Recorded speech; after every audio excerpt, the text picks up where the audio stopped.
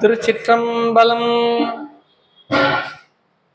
ஆடும் பரிவேல் அணி சேவல் என பாடும் பணியே பணியாய் அருள்வாய் தேடும் கயமா முகனை செருவில் சாடும் தனியானை சகோதரனே யாமோதிய கல்வியும் எம்மறிவும் தாமே பெற வேலவரு தந்ததனால் பூமேல் மயல் போயரமை புணர்வீர் நாமேல் நடவீர் நடவீர் இனியே. திருவடியும் தண்டையும் சிலம்பும் சிலம்போடுருவ பொறுபடி வேலும் கடம்பும் தடம்புயம் மாறி ரெண்டும் மறுபடிவான வதனங்கள் ஆறும் மலர்கண்களும் குருவடிவாய் வந்து என் உள்ளம் குளிர குதி கொண்டவே குருவடிவாய் வந்து என் உள்ளம் குளிர குதி கொண்டவே. திருச்சிற்றம்பலம். என்னாருடைய சிவனே போற்றி, எந்நாட்டவர்க்கும் இறைவா போற்றி, ஏகம் பத்துரை எந்தாய் போற்றி, பாகம் பெண்ணொரு ஆனாய் போற்றி, குவளை கண்ணி கூரன் காண்க வளும் தான் உடனே காண்க வெற்றிவேல் முருகனுக்கு அரகர அரகர அரக. இந்த நம்பி ஆரூரர் திருவடிகள் போற்றி போற்றி, குருநாதர் பொன்னார் திருவடி போற்றி போற்றி. திருச்சிற்றம்பலம். திருச்சிற்றம்பலம். நேசம் நிறைந்த உள்ளத்தால் நீரம் நிறைந்த மணிகண்டத்து ஈசனடியார் பெருமையினை எல்லா உயிரும் தொழ எடுத்து தேசம் உய்ய திருத்தொண்ட தொகை முன்பணித்த திருவாளன் மாசமலர் மென்கடல் வணங்க வந்த பிறப்பை வணங்குவான். திருச்சிற்றம்பலம். குருவர்களும் திருவர்களும் முன்னிற்க நாம் மாதந்தோறும் தொடர்ந்து சிந்தித்து வருகின்ற சுந்தரமூர்த்தி நாயனார் தேவாரம் வரலாற்று முறையிலே தொடர்ந்து இன்றைய தினமும் மேலும் ஒரு பதிகத்தை சிந்திப்பதற்கு நமக்கு குருவருள் வாய்ப்புள்ளது. இந்த அற்புதமான இந்த நிகழ்வை ஒவ்வொரு மாதமும் பல்வேறு நிகழ்வுகளுக்கு இடையே மாதம் ஒரு நாள் நம்பி ஆரூரர் தேவாரத்தை வரலாற்று முறையில் சிந்திப்பதற்கான ஒரு வாய்ப்பை மருவத்தூர் ஐயா அவர்களும் அவருடைய பெற்றோர்களும் சைவ சமய பக்தஜன சபை என்று சொல்லப்படக்கூடிய இந்த அற்புதமான சபையிலே தொடர்ந்து அந்த பணியை ஆற்றி வருகின்றார்கள். அந்த முறையிலே இன்றைய தினம் உடைய நம்பி ஆரூரர் திருக்கழுமலம் என்கின்ற தலத்தை தரிசனம் செய்து திருஞான சம்பந்த பெருமான் திரு அவதாரம் செய்த அற்புத தலம் திருக்கழுமலம் என்பதை உணர்ந்து நம்பி ஆரூரர் இந்த தலத்திற்குள் வருவதற்கு அஞ்சி அந்த தலத்தை மிதியாமல் ஊர் வெளிப்புறமாக சென்றார் என்ற வரலாற்றை பார்த்தோம். அதை கண்ட நம்முடைய சிவபெருமான் சுந்தரமூர்த்தி நாயனாருக்கு காட்சி தரும் பொருட்டு கழுமல பெருமான் உடையின் மீது உமையொரு பாகராக காட்சி தந்தார் என்பதுதான் கடந்த பதிகத்தோடு நாம் சிந்தித்தோம். அந்த முறையில அடுத்தது தலம் எது தலம் செல்லுகின்றார் நம்முடைய சுந்தரமூர்த்தி நாயனார் என்று பார்க்கும் பொழுது திருக்கழுமலம் என்று சொல்லப்படக்கூடிய சீர்காழிக்கு மிக அருகில் உள்ள தலம் திருக்கோலக்கா. திருக்கோலக்கா போற பதிகம் நமக்கு இல்லை, ஆனா திருக்கோலக்கா போற. திருக்கோலக்கா தொடர்ந்து திருப்புன்கூர் செல்லுகின்றார். திருப்புன்கூர் மயிலாடுதுறை, அங்கிருந்து மயிலாடுதுறையை தரிசிக்கின்றார். மயிலாடுதுறை சென்று அம்பர் மாகாளம் அடைந்து பின்பு திருப்புகலூர் சென்று திருப்புகலூரிலிருந்து அவருக்கு திரு ஆரூர் நினைவு வருகிறது. உடனே ஆரூர் செல்வதற்கு விழைகின்றார். ஆரூர் பெருமான் என்பது இந்த தலம் நம்முடைய சுந்தரமூர்த்தி நாயனாருக்கு ஒரு ஆன்ம தலமாக விளங்குகிறது. திரு ஆரூர் எங்கு சென்றாலும் திருவாரூர் வந்து போவார். ஞானசம்பந்த பெருமான் பார்த்தீங்கன்னா எங்க போனாலும் சீர்காழியை வந்துட்டு சீர்காழியில இருந்துட்டு அப்புறமா தான் போவார். வேற எங்கேயாவது இருந்த போது கூட அவருக்கு என்ன நினைவு வரும்னா சீர்காழி நினைவு வந்துடும். சீர்காழியை நோக்கி பதிகம் பாடுவார். மணிவாசக பெருமான் பார்த்தா எந்த தலம் போனாலும் அவருக்கு திருப்பெருந்துறை தொடாம இங்க. அது போல அருளாளர்கள் ஒவ்வொருவரும் ஒரு ஆன்ம தலமாக ஒரு தலம், அவர்கள் ஆட்கொண்ட தலமாக ஒன்று உள்ளாங்க. திருவாரூர் நம்முடைய நம்பி ஆரூரருக்கு ஆன்ம தலமாக விளங்குகிறது. திருவாரூர் செல்லுகின்றார் நம்முடைய சுந்தரமூர்த்தி நாயனார். ஆரூருக்கு செல்ல போகும் பொழுது அங்க என்ன நடக்கிறது என்பதை சேக்கிழார் ஒரு பாடல்ல சொல்றார். ரொம்ப அருமையான பாடல். தேராரும் நெடுவீதி திருவாரூர் வாழ்வார்க்கு ஆராத காதலினால் நம் ஆரூரன் நாம் அழைக்க வாரா நின்றான் அவனை மகிழ்ந்து எதிர்கொள்வீர் என்று நீராறும் சடைமுடி மேல் நிலவணிந்தார் அருள் செய்தார். சேக்கிழார் ஒரு பாடல் சொல்றார். திருவாரூர் என்கின்ற தலம் எப்படிப்பட்ட தலம் என்றால் தேராரும் நெடுவீதி. திருவாரூர் இருக்கின்ற அந்த தெரு, அந்த வீதி நெடுக்க இருக்கு. நெடுன்னா அகலமா. ஏன் அவ்வளவு அகலமா வீதி இருக்கு அப்படின்னா அங்க தேர் ஓடணுமா. இப்போ கூட ஒரு சில நாட்களுக்கு முன்பாக திருவாரூர்ல ஆழித்தேர் நடைபெற்றது. அந்த ஆழித்தேர் நிகழ்வு நடைபெற்று ஓரிரு நாட்களுக்குள்ளாகவே நாம் சுந்தரமூர்த்தி நாயனார் ஆரூர் செல்லுகின்ற பதிகத்தை நாம் சிந்திக்கின்றோம். குருவருள் என்றுதான் சொல்ல வேண்டும். உண்மையிலே தேராரும் நெடுவீதி திருவாரூர் வாழ்வார்க்கு ஆராத காதலின் நம் ஆரூரன் நாம் அழைக்க வாரான் என்றான். சாமி போய் கனவுல சொல்றாரு. அங்க சரீதியா சொல்றாரு. அங்க இருக்கிற அடியார்களுக்கெல்லாம் சுந்தரமூர்த்தி நாயனார் சுந்தரமூர்த்தி வந்திருக்கார், நம்பி ஆரூரர் வந்திருக்கார், அவரை நீங்க எல்லாம் போய் கூப்பிடணும், அவரெல்லாம் மரியாதை பண்ணி அவரை கூட்டிட்டு வாங்க தலத்துக்கு. அவர் அப்பதான் வருவார். அவரை போய் அழைக்கிறாங்க எல்லாரும். திருவாரூர் ஒரு தலத்திற்கு ஒரு அருளாளர் எழுந்தருளுகின்றார் என்றால் அவரை எதிர்கொண்டு அழைக்க வேண்டும். அவர் பாட்டு வருவார் அப்படி கிடையாது. அது குறிப்பா திருவாரூர் என்கின்ற இந்த தலம், தில்லை என்கின்ற தலம் சிவபெருமானுக்கு உரிய தலம் இல்ல முதல் தலமாக சொல்லப்படுகிறது என்றால் அடியார்களுக்குரிய தலமாக சொல்லப்படுவது திரு ஆரூர். திரு ஆரூர் அடியார்களுடைய ஆட்சி பீடமாக விளங்குகின்ற தலம் திருவாரூர். அப்ப நாம திருவாரூர் செல்ல வேண்டும் என்றாலே திருவாரூர் செல்வதற்கு முன்பாக நாம் என்ன பண்ணோம், அடியார்கள் அங்க இருக்கிற அடியார்களுக்கு நாம் விண்ணப்பம், நாம் தலத்துக்கு வரோம், அடியார்கள்லாம் அருள் பாலிக்கணும் அப்படின்னு அடியார்கள்ட்ட விண்ணப்பம் வைக்கணும். சுந்தரமூர்த்தி நாயனார் இந்த பதிகத்தில் அப்படிதான் வைக்கிறார். நீராறும் சடைமுடி மேல் நிலவணிந்தார் அருள் செய்தார். நீங்க எல்லாம் போய் அவர் எதிர்கொண்டு அழைங்கன்னு சொல்லி அங்க இருக்கிறவங்களுக்கு சொல்றார். ஆரூர் அடியார்களுக்கு, ஆரூர் அடியார் பெருமக்கள் எல்லோரும் சென்று பூர்ண கும்பத்தோடு சகலவித மரியாதைகளோடு நம்பி ஆரூரரை எதிர்கொண்டு அழைக்கின்றார்கள். சுந்தரமூர்த்தி நாயனார் திரு ஆரூருக்கு எழுந்தருள்கின்றார். உள்ள வரார். உள்ள வரும் பொழுதே சுந்தரமூர்த்தி நாயனாருக்கு என்ன எண்ணம்னா, சாமி கிட்ட போய் சாமி வழிபாடு செய்யறது ஒரு வழிபாடு செய்யறோம். அதுக்கு முன்பாக இந்த திருத்தலத்திற்கு வருவதற்கு எனக்கு வாய்ப்பு இருக்கா? நாமெல்லாம் கோயிலுக்கு போனோம், கோயிலுக்கு போறோம்னா கிளம்பி போறோம் அப்படின்றது வேற, அது ஒரு பக்கம். இந்த தலத்திற்கு நாம் செல்வதற்கு நமக்கு வாய்ப்பு உள்ளதா? நம்ம நினைச்சுக்கிட்டா போனா நமக்கு அது ஒன்றும் கிடைக்காது. நாமளாம் நினைச்சுக்கிட்டு போறோம்ட்டு ஒரு இடத்துக்கு போயிட்டு போறோம்னா அதுல ஒன்றும் எந்த அனுபவம் நமக்கு கிட்டாது. அதுல எந்த அனுபவமோ மாற்றமோ. நம்மை பெருமான் அழைக்கின்றானா அந்த தலத்திற்கு என்றால், பெருமான் அழைத்து நாம் அந்த தலத்திற்கு செல்லுகின்றோம் என்றால் நமக்கு ஏற்படுகின்ற அனைத்து அனுபவங்களும் எப்படி இருக்கும்னா நாம் நினைத்து பார்ப்பதற்கே அரிதாக இருக்கும். எப்படி அப்படிலாம் நடந்தது, எப்படி அது அமைஞ்சது தெரியவே இல்லையே, எப்படி அமையுது, இப்படிலாம் நடக்குது. நாம இவ்வளவு திட்டமிட்டு இருந்தா கூட அந்த இடத்துக்கு போறதுக்கு அவ்வளவு வாய்ப்பு இருக்காது. நம்ம போகும்போது கரெக்டா அங்க எல்லாம் ரெடியா இருப்பாங்க, அவங்க அடுத்தது கொடுப்பாங்க, அங்கிருந்து அடுத்த இடத்துக்கு போவோம், வழிபாடு செய்வோம், நமக்கு வழிபாடு முழுமையான நிறைவா விளங்கும். இதெல்லாம் எதனால் நடக்குதுன்னா நாம் இந்த தலத்திற்கு வர வேண்டும் என்ற திருக்குறிப்பு இருந்த காரணத்தினால் நடக்கும். இல்லைன்னா நம்ம எங்க போய் எங்க நின்னாலும் முக்கியமா வர வேண்டியதுல நம்ம பேருந்து வராது. அந்த நேரமா பார்த்து அன்னைக்கு கோயிலை மூடிட்டு கிளம்பிடுவாங்க. எங்கேயாவது இல்லைங்க எனக்கு கோயில் திறக்க முடியாதுங்க போயிடுவாங்க, வழிபாடு இருக்க முடியாது, பார்க்க முடியாதுங்க. எல்லாமே நமக்கு தடையாவே அமைஞ்சுக்கிட்டு இருக்கும் போறது. அப்ப நம்ம தெரிஞ்சுக்கலாம், இது நாமெல்லாம் முடிவு பண்ணிட்டு போறோம். பெருமான் அழைக்கின்றார், அதனால் ஆரூருக்கு செல்லுகின்றார் சுந்தரமூர்த்தி நாயனார். சுந்தரமூர்த்தி நாயனார்கிட்ட உள்ள போகும்போது சாமி கேட்கிறாங்க, ஆரூர் அடியார் பெருமக்களே, நீங்க தான் சொல்லணும், அடியார்களே நீங்கள் தான் சொல்ல வேண்டும்.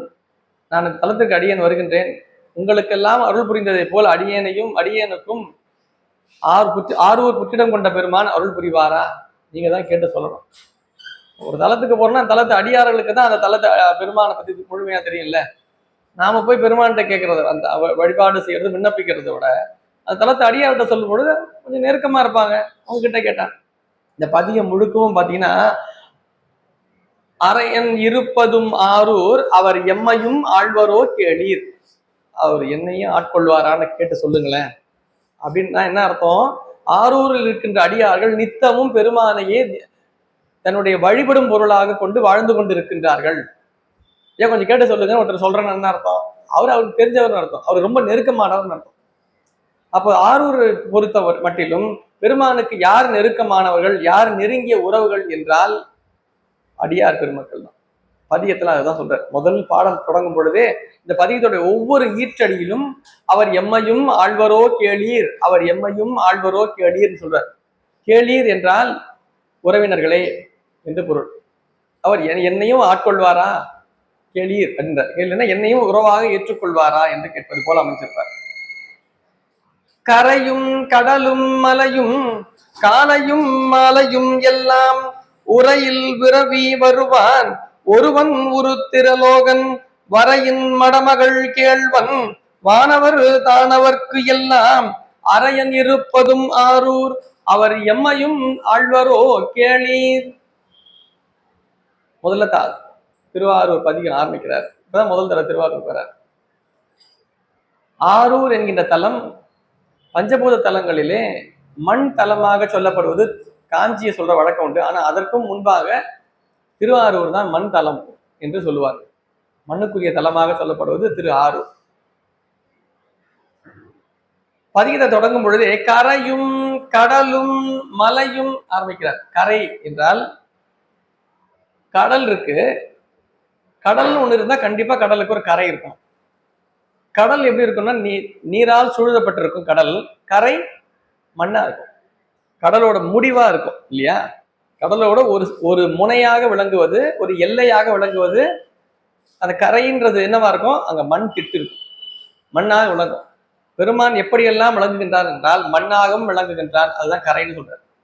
கரை என்றால் அவன் மண்ணாகவும் விளங்குகின்றான், கடல் நீராகவும் விளங்குகின்றான். அது மட்டுமல்ல, எல்லா பொருளுக்கும் மேலான பொருளாக சொல்லப்படும் மலையாகவும் விளங்குகின்றான். கடல் அங்கே அங்கேயும் மாறி போயிட்டு இருக்கோம், மாறி மாறி போயிட்டு இருக்கோம். மண்ணு கடலால் அரிக்கப்பட்டு மண் ஒரு இடத்துல நிற்கும். ஆனா மலை எப்பொழுதுமே மலையாகவே விளங்கும். அவன் மண்ணாகவும் நீராகவும் மலையாகவும் விளங்குகின்றான். அப்படிப்பட்ட பெருமானை காலையும் மாலையும் எல்லாம், காலை மட்டுமல்ல மாலை மட்டுமல்ல எல்லா காலங்களாகவும் அவனே விளங்குகின்றான். அவன் காலையாகவும் விளங்குவது அவன்தான், மாலையாக விளங்குவது அவன்தான். உரையில் விரவி வருவான். அப்படிப்பட்ட பெருமான் உரையில் விரவி வருவான். உரையில் என்றால் அருளாளர்களுடைய திருவாக்கிலே அவன் வருகின்றான். அந்த நருதம் சிந்தையானை அப்படின்னு அப்பர் பெருமான். பெருமான் அருளாளர்களுடைய திருவாக்கில் இடம்பெறுகின்றான் பெருமான். அருளாளர்கள் திருவாக்கில் இடம்பெறுவது மட்டும்தான் மந்திரங்களாக ஆகும். நிறைமொழி மாந்தர் ஆணையிற் கிளர்ந்த மறைமொழிதானே மந்திரம் என்று தொல்காப்பியர். நிறைமொழி மாந்தர்கள் என்றால் அவர்கள் அருளாளர்களாக சொல்லப்பட்டவர்கள். அவருடைய திருவாக்கில் அமைகின்ற அனைத்துமே அருள் வாக்குகளாக தேவார திருமுறைகள், பன்னிரு திருமுறைகள், திருப்புகழ், திருவருட்பா போன்ற நூல்கள் எல்லாம் என்னது? அதெல்லாம் அருளாளர்கள் திருவாக்கில் அமைந்தது. அதுதான் உரையில் விரவி வருவான். இப்ப அந்த பதிகத்தை நாம படிக்கும் பொழுது நமக்கு நோய் குணமாகிறது, நம்முடைய இடர்கள் நீங்குகிறது, நம்முடைய துன்பங்கள் நீங்குகிறது. பதிகத்தை படிக்கும்போது எப்படி நீங்குது? பாடல்கள் என்பது எழுத்துக்கள் தானே. எழுத்துக்கள் நாம ஓதும் போது எப்படி நோய்கள் நீங்குகிறா சொல்றாங்களே, எப்படி நீங்குது? ஏனென்றால் அது சொற்கள், எழுத்துக்களின் கூட்டாக விளங்குகின்ற சொல் அல்ல, சொற்களின் கூட்டாக விளங்குகின்ற வரி அல்ல, வரிகளுடைய சேர்க்கையாக விளங்குகின்ற பாடல்கள் அல்ல. அவை மந்திரங்களுடைய குவியல், ஆற்றல் மிக்க மந்திரங்களாக விளங்குகிறது. ஆற்றல் மிக்க மந்திரங்களாக விளங்கும் பொழுது அதில் எப்படி திருவருள் ஆற்றலாக விளங்குகிறது. திருவருளே அந்த பதிகங்களில் நமக்கு ஆற்றலாக விளங்குகிறது. அதுதான் உரையில் விரவி வருவான். உரையின அருளாளர்கள் உரையிலே அவன் வருகின்றான். ஒருவன் உருத்திரலோகன், அவன்தான் உருத்திரலோகன். வரையின் மடமகள் கேள்வன், மலைமகள் என்று சொல்லப்படக்கூடிய உமையம்மையினுடைய கணவராக விளங்குபவன் அவர்தான். வானவர் தானவர்க்கு எல்லாம் அரையன்.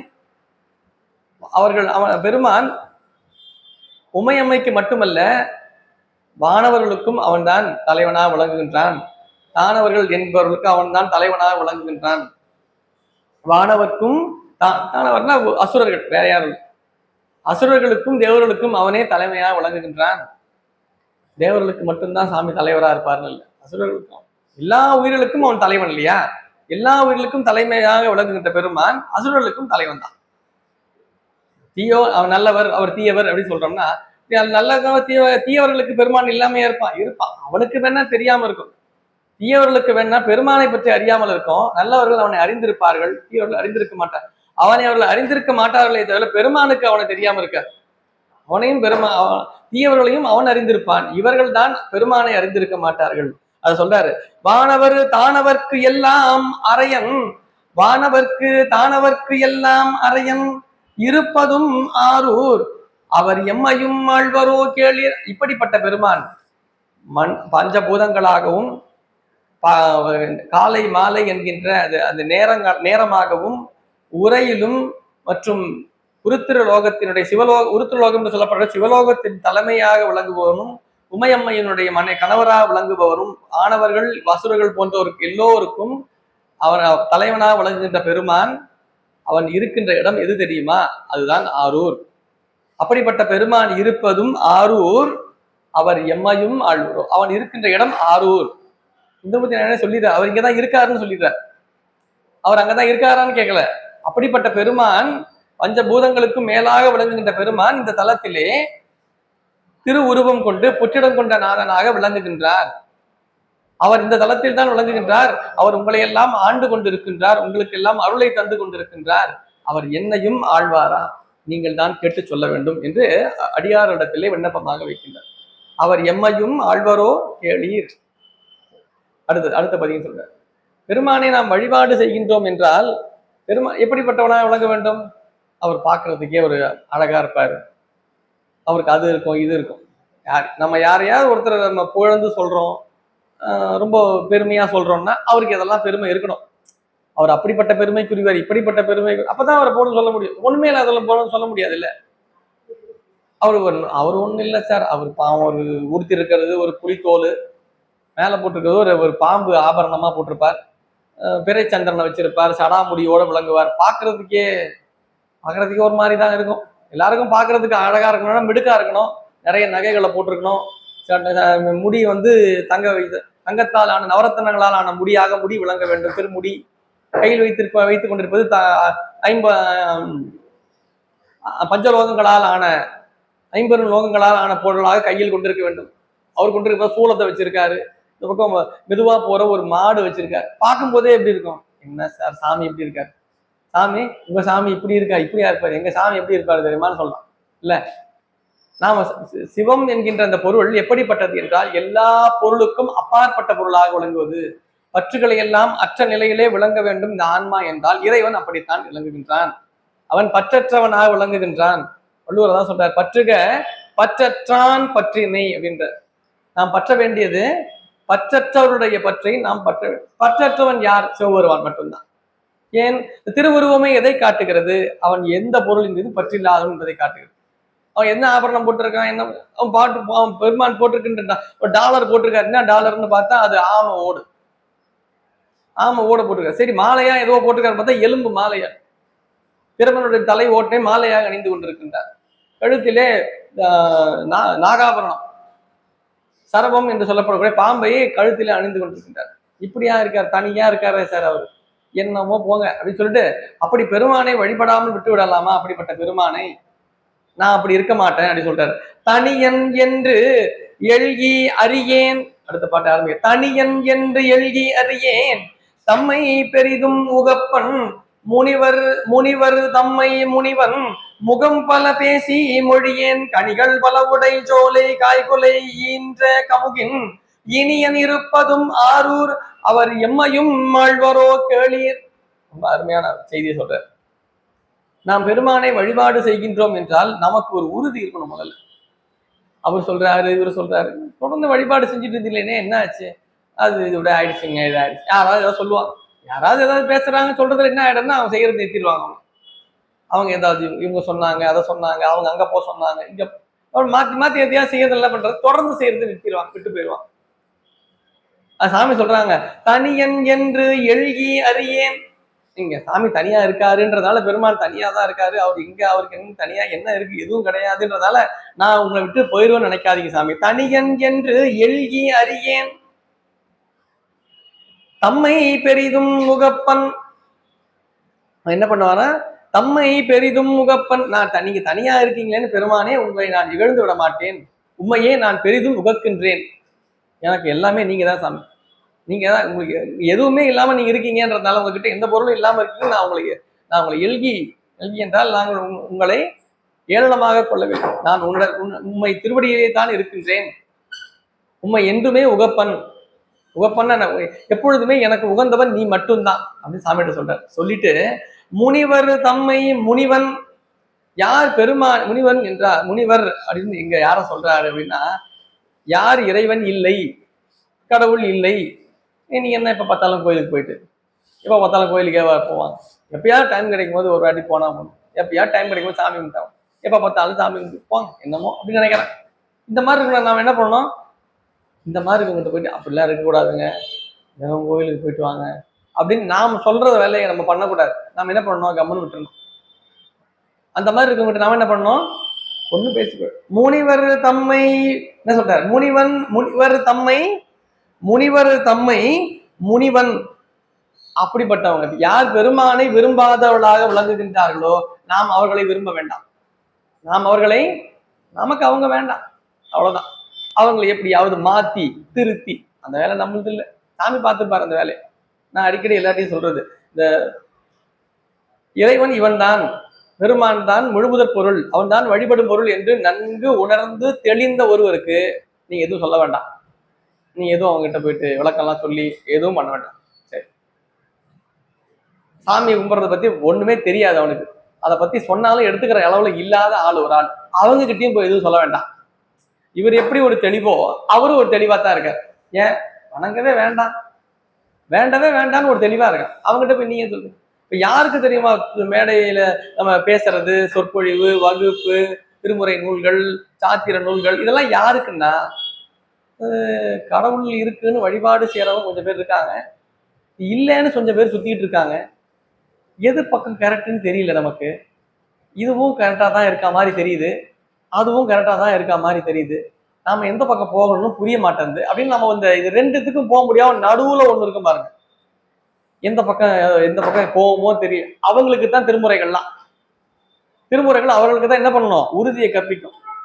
அவர்களுக்கு தான் திருமுறை நூல்கள், திருக்கோயில்கள், பூசை, வழிபாடு, இதெல்லாம் யாருக்கு என்னமோ தெரியலையேங்க, என்னமோ சொல்றாங்களேங்க, என்னமோ அவங்களுக்கு தான் இவ்வளவும் ஐயங்கள், சந்தேகங்கள், குழப்பங்கள். இந்த சூழல்ல இருக்கிறவங்களுக்கு தான் திருமுறைகள் பதில் சொல்லுது. அவன் எப்படிப்பட்டவன் தெரியுமா, அவனுக்கு முழுமுதற் பொருள், அதெல்லாம் யாருக்கு, இந்த தெளிவா ஒருத்தர் இருக்கா பாருங்க. ரெண்டாவது, அவன்கிட்ட நீங்க ஒன்றும் சொல்ல வேண்டாம். முனிவர் தம்மை முனிவன், பெருமானை விரும்பாதவர்களாக விளங்குபவர்களுக்கு நாம் அவர்களை விரும்ப வேண்டாம், அவர்களை ஓரமா விட்டுணும், அவ்வளவுதான். நாம் அவங்க கிட்ட போகக்கூடாது. சிவனடியார் அல்லாதவர்களிடத்தில் நாம் உறவு கொள்ள வேண்டாம், அவ்வளவுதான். இதான் சைவம் சொல்ற இடம். அவர்கள் சிவனடியார் இல்லை ஐயப்பனா நாம அவங்ககிட்ட விரோதம் பாராட்ட சொல்லல, நல்லா கவனிக்கணும். அவரிடத்துல விரோதம் பாராட்ட, அவர்கிட்ட உறவு வேண்டாம் நமக்கு. ஏன்னா அப்படிப்பட்டவர்களோடு நாம் உறவாக விளங்கும் பொழுது நாளாக என்ன ஆகும்னா நமக்கு அப்படியே இருந்துடலாமான்னு தோணும். அந்த மாதிரி இருக்கவங்க கூட நாம சிவனடியார் அல்லாதவர்கள் இல்லத்தில் உணவு அருந்துதல் தவறுன்னு சொல்லுது. அடியாருடைய இலக்கணங்கள் புற இலக்கணங்களாக சொல்லப்படுகிற 10ல திருநீர் அணிய வேண்டும், கண்டிகை அணிய வேண்டும், இதெல்லாம் சொல்லிட்டே வராங்க. திருக்கோவிலுக்கு செல்ல வேண்டும், பெருமானுடைய அருட்புராணங்களை கேட்க வேண்டும், அதை ஓத வேண்டும், அப்படி ஓதுகின்றவர்களுக்கு நாம் உதவ வேண்டும், சிவனடியார்கள் அல்லாதவர்களிடத்தில் நாம் உறவு கொள்ள வேண்டாம், அவரிடத்திலே எதுவும் உண்ண வேண்டாம், இதெல்லாம் சொல்லு. இப்ப இதெல்லாம் மாற்று சமயத்தவரும் மாற்று மதத்தவர்களும் வச்சிருக்காங்க. இதெல்லாம் நீங்க பாத்துருக்கீங்களா, வேற மதத்தவங்க எல்லாம் பாத்தீங்கன்னா நம்ம வீட்டுக்கு வந்து ஏதாவது கொடுத்து பார்க்கல, வேண்டாங்கன்னுவாங்க, சாப்பிட மாட்டாங்க. அது ஒரு மரபா வச்சிருக்காங்க பாரு. அது அங்கதான் சொல்றாங்க, அந்த மாதிரி நமக்கு உறவு வேண்டாம். உறவு வேண்டாம் என்றால் பகையும் வேண்டாம், அடுத்து சண்டை போட்டுட்டு இருக்க சொல்லல, விரோதம் பாராட்ட சொல்லல, உறவு வேண்டாம். அந்த மாதிரி மணிவாசன் சொல்றாருல, வேண்டேன் புகழ், வேண்டேன் செல்வம், வேண்டேன் பிறப்பு இறப்பு, வேண்டேன் பிறப்பு இறப்பு, சிவம் வேண்டார் தமை நாளும் தீண்டேன். இந்த பாட்டுல எப்படி இருக்கும்னா, வேண்டேன் புகழ், வேண்டேன் செல்வம், வேண்டேன் பிறப்பு இறப்பு, சிவம், 3மே இருக்காங்க. வேண்டேன் பிறப்பு இறப்பு சிவம் இருக்கும். வேண்டார் தம்மை நாளும் தீண்டேன் அப்படின்னு இருக்கும் பாட்டுல. பாட்டு அப்படிதான் இருக்கும்.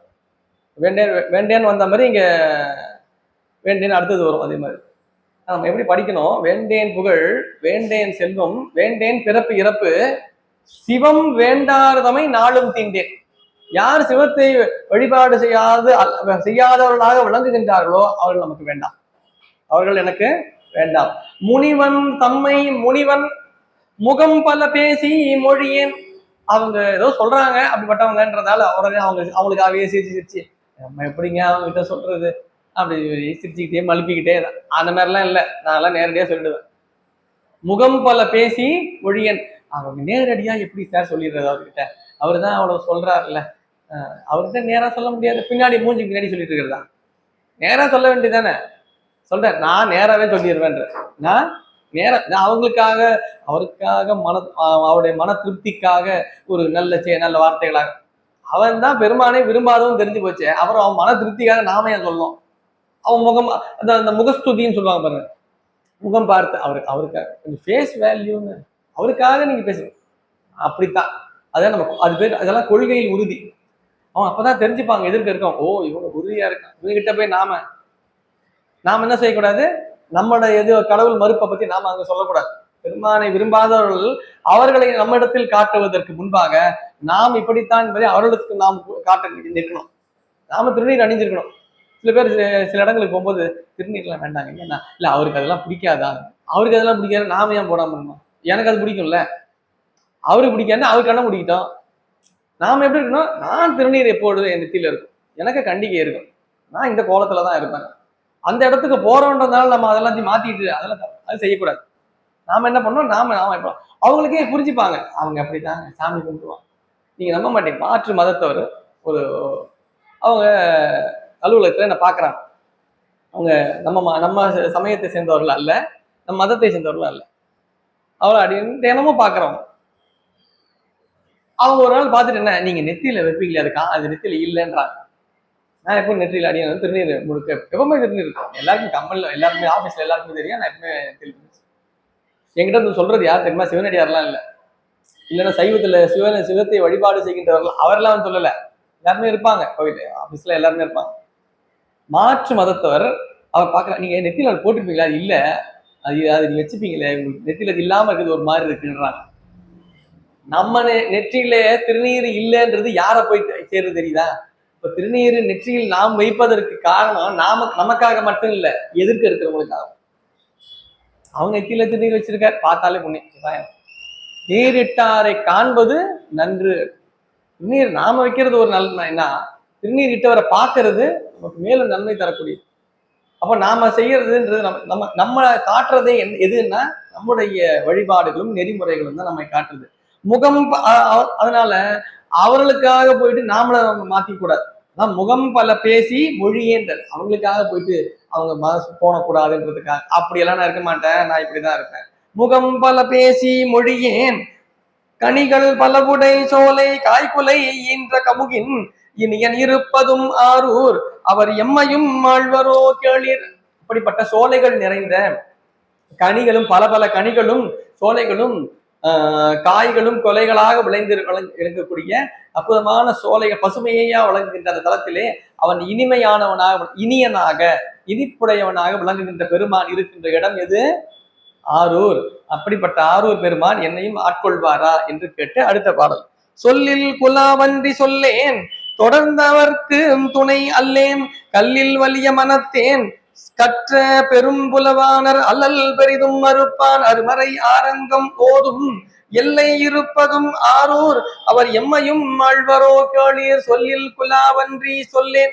எப்போ பேச ஆரம்பிச்சார்? என்னைக்கு பேச ஆரம்பிச்சார்? நம்மளை பத்தியே பெருமையா பேசிட்டு இருக்கு. ஐயா நான் எப்படி இருந்தாங்க ஐயா, நான் அப்படி பண்ணாங்க ஐயா, நான் அதை செஞ்சேன், நம்மளையே பெருமையா பேசிக்கிறேன். நான் எப்படின்னா சாமி சுந்தரமூர்த்தி தன்னை சொல்லிக்கிறார், நான் எப்படின்னா என்னையே பெருமையா பேசிக்கிறேன் எப்ப பார்த்தாலும். அப்படின்னா என்ன அர்த்தம்னா, அடியார் திருக்கூட்டத்தில் விளங்கும் பொழுது நம்மை நாம் எப்பொழுதுமே பெருமையானவர்களாக புகழுடையவர்களாகவே எப்பொழுதுமே பதிவு செய்யக்கூடாது. அப்படி இப்படின்னு நாம பதிவு செய்யக்கூடாது. நாம் எப்பொழுதுமே அடியார்களுக்கு அடியவர் தான். நாம் சமய நெறிகளை பின்பற்றுகின்ற அடியார்களுக்கு அடியார்கள், அவ்வளவுதான். நாமும் பல சிவனடியார்கள், நாமும் ஒருவர். இந்த நிலையில தான் எப்பொழுதுமே இருக்கும். நம்ம எப்பொழுதுமே தாழ்ந்த நிலையில் வைத்துதான் என்ன வேண்டும். கொஞ்சம் நமக்கு தெரியும்னு ஆயிடுச்சுனாலே, நமக்கு அவ்வளவு தெரியும் இவ்வளவு தெரியும் ஆயிடுச்சுனாலே யாரையும் மதிக்க மாட்டோம். முதல்ல யார் பேசியும் கேட்க மாட்டோம், மதிக்க சொல்ற பாருங்க. சொல்லில் குலாவன்றி சொல்லேன் தொடர்ந்தவர்க்கும் துணை அல்லேன். சரி, அது மட்டுமல்ல, நமக்கு உறவினர்களோ நம்ம சிவத்தை வழிபாடு செய்கின்றவர்களா விளங்குகின்ற பெருமக்களோ அவர்களுக்கு துணையாகவாக இருக்கின்றன இல்லை. தொடர்ந்தவர்க்கும் துணை அல்லேன் கல்லில் வலிய மனத்தேன். நான் எப்படி இருக்கேன்னா, யார் உண்மை தொடர்கின்றார்களோ அவர்களுக்கும் துணையாக இல்லை. நான் என் புகழையே பேசிக்கொண்டும் இருக்கின்றேன். இதெல்லாம் எதை காட்டுகிறது என்றால், நாம் கல் மனம் உடையவர்கள் என்பதை காட்டு. ஏன் இந்த இடத்துல கல் மனம் உடையவர்கள் இந்த ரெண்டுத்தையும் சொல்லிட்டு ஏன் இப்படி சொல்றாருன்னா, மென்மையான மனம் கொண்டவர்கள் எப்பொழுதுமே அடியார்களை வழிபாடு செய்வார்கள், அடியார்களை கண்டவுடன் வணங்குவார்கள், தன் புகழை பெரிதமாக பேச மாட்டார்கள், அடியார்கள் புகழையே நாளும் பேசுவார்கள். நம் புகழையே பேசிக்கொண்டு நாம் யார் இறைவனை தொடர்ந்து கொண்டிருக்கின்றார்கள் அவரை தொடராதவர்களாக தன் இஷ்டத்திற்கே வாழ்ந்து கொண்டிருப்பவர்களை என்ன சொல்றது? கல்லில் வலிய மனத்தேன் கற்ற. ஆனால் பெருமான் எப்படிப்பட்டவன் தெரியுமா? கற்ற பெரும்புலவானர் அல்லல் பெரிதும் அறுப்பான். ரொம்ப இந்த பாடல்ல ரொம்ப அருமையான இடம். கற்ற பெரும்புலவானர் அல்லல் பெரிதும் அறுப்பான் அப்படின்னு போட்டு இந்த பாட்டுக்கெல்லாம் உரை எழுதுறவங்க எல்லாருமே எப்படி எழுதியிருக்காங்க அப்படின்னா, பொதுவா எழுதுறோம், கற்ற பெரும்புலவானர் அல்லல் அறுக்கும் அல்லல் பெரிதும் அறுப்பான். அதான் போட்டிருக்கு பாட்டுல. நிறைய படிச்ச பெரும் புலவர்கள், படித்த பெரும் புலவர்கள் அவர்களுடைய துன்பத்தை பெருமான் பெரிய நிலையிலே அறுத்தான், அவருடைய அல்லலை பெரிதும் அவன் இல்லாமல் செய்தான். இதான் உரையா எழுதுறாங்க. படித்த பெரும் புலவருடைய துன்பத்தை பெரிய மிக மிக உயரிய துன்பங்களை எல்லாவற்றையும் அவன் அறுத்தான் அப்படின்னு எழுதினான். அது என்ன, படிச்சவங்களுக்கு துன்பம் வருது, அந்த துன்பத்தை பெருமான் அறுத்தான்றத ஒரு பெருமைக்குரிய செய்தியா சொல்லலாமா அந்த இடத்துல அப்படின்னு யோசிச்சு பார்த்தா, பொருள் அப்படி எடுத்தா நல்லா இருக்காதுங்க. எப்படி பொருள் எடுக்கணும்னு பாருங்க. கற்ற பெரும் புலவானர் அல்லல் பெரிதும் அறுப்பான் அப்படின்னா என்ன பொருள்னா, பெரும் புலவானர் நூல்களை எல்லாம் கற்று தேர்ந்த அன்பர் பெருமக்கள் அவர்களுக்கு அவர்கள் எப்படிப்பட்டவர்களா அவர் விளங்குவார்கள் என்றால், அவர்கள் அல்லல்களை பெருமான் அறுப்பான். எப்படி தெரியுமா? கற்றனா அல்லலை அறுக்கின்ற அளவில் கற்றவர்கள் அவர்கள் அல்லல்களை. அப்ப நாம கற்க வேண்டுவது என்பது எது என்றால், அல்லல் அறுப்பதற்கான கல்வியாக அது விளங்க வேண்டும். கற்றல் என்பது எப்படி விளங்க வேண்டும்? நம்முடைய துன்பத்தை நீக்க வேண்டும். வள்ளல் பெருமான் கேட்கிறாரு, இவர் என்னப்பா, இவர் ரொம்ப படிச்சவருங்க ஐயா, இவர் ரொம்ப படிச்சவர், ரொம்ப நிறைய கல்விகளை எல்லாம் கற்று மிகப்பெரிய அளவில் விளங்கு போவார். இவர் ஒண்ணுமே படிக்காதவர், சுத்தமா படிக்காது. இவர் எவ்வளவு காலம் இருப்பாரு? கொஞ்சம் காலம் இருப்பாரு, இவர் இறந்து போயிரு. அவரு கொஞ்சம் காலம். என்ன நீங்க படிச்சவனும் செத்து போயிடுவான்றீங்க, படிக்காதவனும் இறந்து போயிடுவான்றீங்க, அப்புறம் எதுக்கு இவர் படிக்கிறாரு? அவன மாதிரி இருந்துட்டு போயிடலாம்ல. வள்ளல் பெருமான் கேட்கிறார், நீங்க படிச்சவன்னு சொல்றீங்களா, இருக்க போறீங்க, நீங்களும் கிளம்ப போறேன்றீங்க. அவன் படிக்காதவன்ற அவனும் இறக்கதான் போறான். அப்ப உங்க கல்வி உங்களை இருப்பதற்கு துணை செய்யவில்லை. என்ன கல்வி? வள்ளல் பெருமான் கேட்கிறார். கல்வி எப்படி இருக்க வேண்டும் என்றால், நம்மை சாகாத நிலைக்கு கொண்டு செல்ல வேண்டும். சாகா கல்வி என்று வள்ளல் பெருமான் பேசுறார். அதான் நாம் கற்க வேண்டுவது. எதை செய்ய வேண்டும்? நமக்கு துன்பங்களிலேயே மிகப்பெரிய துன்பமாக விளங்குகின்ற நம்மை இறப்பு என்பதற்கு அப்பால் செல்ல துணை செய்ய வேண்டும். அதுதான் கல்விக்கான முறை. இங்க சுந்தரமூர்த்தி அதுதான் சொல்றாரு. எப்படி நம்முடைய துன்பத்தை நீக்குவதனான நிலையிலே நம்முடைய கற்றல் அமைய வேண்டும். நான் அதை படிச்சேங்க, இதை படிச்சேங்க, எதை படிச்சீங்கனாலும் சரிங்க, எவ்வளவு படிச்சுட்டு போறீங்களே, உங்க துன்பம் குறைஞ்சுதா? துன்பம் குறையிலையே, அப்ப எதுக்கு படிச்சீங்க? இவ்வளவு படிக்கிறோம்னா என்ன அர்த்தம்? துன்பம் குறையணும். பெரும்புலவானல் அல்லல் பெரிதும் அறுப்பான். எப்படி? கற்ற. எதை கற்றால் துன்பம் அரும், எதை கற்றால் நம்முடைய அல்லல் அரும் என்பதை உணர்ந்து கற்க வேண்டும். ஏதோ கொடுத்தா அது எதுங்க படிச்சீங்க? அவர் கொடுத்தாரு, சும்மா வாங்கி படிச்சு வச்சு கண்டதை படிச்சுட்டு கூடாது. நம்ம கையில கிடைக்கிற புக்கெல்லாம் வாங்கி படிச்சுக்கிட்டே இருக்கிறதுக்காக கிடையாது. எல்லாவற்றையும் கற்று, அது ஒரு பழமொழி வேற, களவும் கற்று மரன்னு சொல்லி எல்லாத்தையும் படிக்கணுங்க. எது தேவையில்லாதெல்லாம் படிப்பாங்க. ஞான சம்பந்தம் இதுக்காகவே ஒரு பாட்டு வச்சிருக்காரு. இதுக்காகவே நீங்க 11 பாடல்ல 10வது பாட்டு இதுக்காக வச்சிருக்காரு. அவன் பேச்ச கேட்கவே கேட்காத. ஒரு 2 பேரை சொல்லிட்டே வருவார். சமணர் சாக்கியர் சொல்லுவார், அவர்கள் நூல்கள் எல்லாம் படிக்காத, அவர்கள் சொல்றதெல்லாம் கேட்டுக்கிட்டு இருக்காது, முட்டை சொல் கேளேன், அவருடைய கருத்துக்களை ஏற்காதீர்கள். ஏன் இதை சொல்லணும்? ஒரு பாட்டுல 11 பாட்டுல சாமியை பத்தி சொல்லிட்டு போலாம்ல. ஒரு நீங்க எல்லா ஞானசம்பந்தர் பாடல்லையும் பாத்தீங்கன்னா சமணர்களையும் சாக்கியர்களையும் நீங்க அவருடைய உரையை கொள்ளாதீர்கள், உரை கொள்ள வேண்டாம் சொல்றாருல்ல. ஏன் சொல்றாருன்னா, நாம் நல்ல விஷயங்களை கற்பது எந்த அளவிற்கு முக்கியமோ அதே அளவிற்கு முக்கியம் தேவையில்லாததை கற்காமல் இருப்பது. தேவையில்லாத சம்பந்தமே இல்லாது. இன்னைக்கு நிறைய துன்பங்களுக்கான காரணமே என்னன்னா, எல்லாரும் நினைச்சிட்டு இருக்காங்க மொபைல் போன் வந்ததால்தான் துன்பம் வந்துருச்சு. இல்ல, அது யாராவது தொடர்பு கொள்வதற்கு பயன்படுகின்ற வழி அது சரி. போனே வராது. அவனா திறந்துட்டு எடுத்துட்டு இருக்கான், பார்த்துட்டு இருக்கான். மெசேஜ் வந்திருக்கா, இப்ப மெசேஜ் வரலனாலும் பரவாயில்ல, ஏதோ ஒன்று எடுத்துட்டு அவன் தள்ளிக்கிட்டே இருக்கான், பார்த்துக்கிட்டே இருக்கான். எதுக்கு பாக்குறோம்? சும்மா 4 விஷயம் தெரிஞ்சுக்கணும். எதுக்கு தெரிஞ்சுக்க போறோம்? கொஞ்சம் நிம்மதியா இருப்போமே. கொஞ்ச நேரம் கொஞ்சம் நிம்மதியா எதையும் கேட்காம எதையும் பார்க்காம கண்ணை மூடி கொஞ்சம் ஏதாவது புத்தகத்துல பாடல, ஏதாவது பதியங்களை படிக்கிறது, இல்ல சிந்தனையை ஏதாவது சிந்திக்கிறதுக்கு நேரமே இல்லை. மொபைல நோண்டிக்கிட்டே இருக்கு. அதுல வேற ஏகப்பட்டது வந்துருச்சு. நீ இது பார்க்கறது கொஞ்ச நேரம் வச்சிருக்கேன், அது பார்க்கறது கொஞ்ச நேரம் வச்சிருக்கேன், அது பார்க்கறது எல்லாம் கொஞ்சம் நேரம். அப்படின்னா என்ன அர்த்தம்? நாம நம்மை கொஞ்சம் ஒரு சிறிய அளவு நேரம் கூட பொறுமையாகவும் நம்மை தியானத்திலும் கொள்வதற்கு நாம் தயாராக இல்லை. எதையாவது ஒன்று பண்ணிட்டே இருக்கு. அதை பார்க்கிறேன், இதை பார்க்கிறேன், தேவையில்லாத பார்க்கவே வேண்டாம். இங்க அதான் சொல்றாரு. என்ன சொல்றாரு பாருங்க, தொடர்ந்தவர்க்கும் துணையல்லேன் கல்லில் வலிய மனத்தேன் கற்ற பெரும்புலவானல் அல்லல் பெரிதும் அறுப்பான். அப்ப நாம் கற்க வேண்டியது நாம் அல்லலை அறுக்கின்ற வகையில் அமைய வேண்டுவதை கற்க வேண்டும். நாம் நம்முடைய துன்பங்களை நீக்குவதற்கு அப்பர் சொல்வார், கற்றவர் உண்ணும் கனியே போற்றி. கற்றவர் உண்ணும் கனியேன்னா யார் ஒருவர் கற்றவர்கள், பெரிதும் படித்தவர்கள், அவர்களுக்கு பெருமான் கனியாக விளங்குகின்றான். படித்தவங்க மட்டும்தான் சாமி கனியா இருப்பார். படிக்காதவங்க எல்லாம் காயா இருப்பாரா? அதான கேள்வி. படித்தவர்களுக்கு கனியாக விளங்குகின்றார், படிக்காதவர்களுக்கு அவன் காயாக. அப்படி கிடையாது பொருள். கற்றவர்கள் உண்ணும் கனி அவன் என்றால் பொருள் என்ன? அவர்கள் கனியை உண்ண கற்றவர்கள். அவர்கள் கனியை உண்ண கற்றவர்கள். நாம் கனியை கண்டு கொண்டிருக்கின்றோம், கனியை கேட்டுக்கொண்டிருக்கின்றோம், கனியை பற்றி பேசிக் கொண்டிருக்கின்றோம். கேட்டுக்கொண்டும் பார்த்து கொண்டும் பேசிக்கொண்டும் இருக்கின்றோமே தவிர கனியை நாம் உண்டோமா? நமக்கு நேரம் இல்லைல்ல, நமக்கு டைம் இல்லைங்க ஐயா. அவ்வளவு நேரம் நமக்கு படிச்சோமா முடிச்சோமா கிளம்பணுமா இருக்கணும் இல்லையா? அதை உண்ணுகின்ற அளவிலே உண்ணுதல் தான் அனுபவம். மாம்பழம் எப்படி இருக்கும்? மாம்பழம் மஞ்சளா இருக்கும். மாம்பழம் எப்படி இருக்கும்? மாம்பழம் ரவுண்டா இருக்கும். மாம்பழம் எப்படி இருக்கும்? மாம்பழம் தித்திப்பா இருக்கும், இனிப்பா இருக்கும்.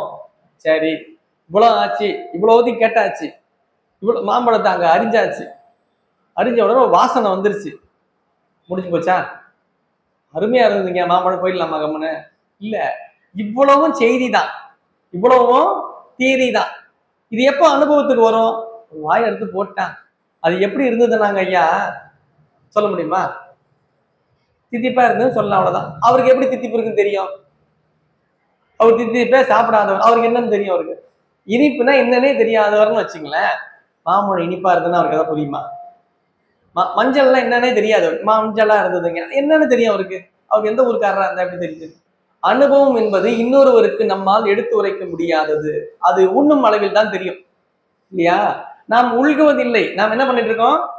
படிச்சுட்டு. அதுதான் சொல்றாரு, கற்ற அப்படின்னு. கற்ற ரொம்ப முக்கியம்.